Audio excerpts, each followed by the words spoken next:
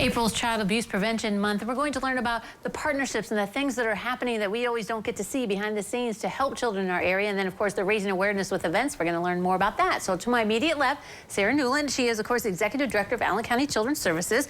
Then Becca Peckinpah, and she's the Director of Child Advocacy Center here. So thank you both for coming today. Thank you for having us. Okay, Sarah, so, you know, you guys, we always think, oh, you're not doing enough, but you guys are working a lot behind the scene. You have partnerships, just like with the center, right? So tell us about how you guys work together, and you're there to protect children. Yep, absolutely. So April, we get to really take April as the month to raise awareness. And, you know, obviously we're the agency that responds when we get those reports, but there's so many agencies in our community that we work with every day to either prevent abuse happening, and then when it does happen, how can we all partner together to ensure the best outcomes for children? And that's when Crime Victim Services kind of comes in, right? Yes. So, yeah, and I'll let Becca talk about the Child Advocacy Center, but we are partners with that, with other organizations, and, you know, again, reiterating that we as a community work together in these efforts. Right, yeah. And so what kind of efforts do you guys have over there, Becca, for people to know what you guys are doing to help kids? Yeah, so at the Child Advocacy Center, or CAC for short, it's all about coordinating a community response around individuals and families that are affected by sexual abuse. We help to coordinate the response between all of the partners involved. We're partnered with law enforcement, children's services, prosecutor's office, our medical and mental health professionals in the area, Allen County Board of DD, and just anybody else that you could potentially see in a child sexual abuse case. And we help provide a neutral location that's trauma informed and is the best possible thing for the child too, because we definitely don't want to be hurting children any more than what they've already experienced. Right. You're kind of like, I feel like maybe one of the front lines, an advocate for the kid to keep the child safe and to move it forward though, so things do happen, to give them justice and things? Correct.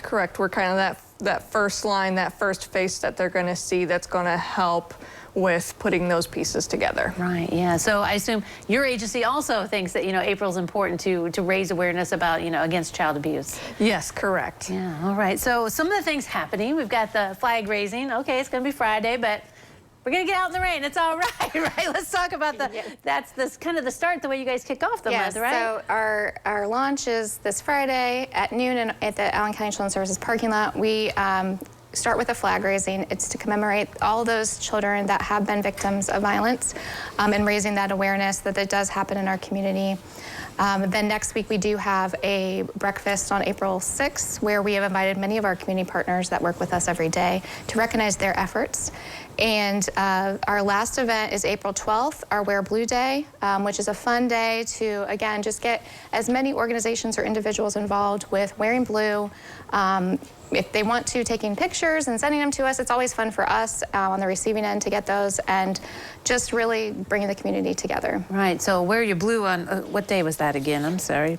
April 12th, April right? 12th, April 12th. yes. Wear blue. Send the pictures to you guys, because then you use social media and We get them out there, and we get to share with everyone in our community. Yeah. You know, we'd like to think that abuse is not happening in our community, and maybe Becca, you can talk more about this, but I assume the numbers are still way too high, that, you know, you're helping way too many kids right now at this point?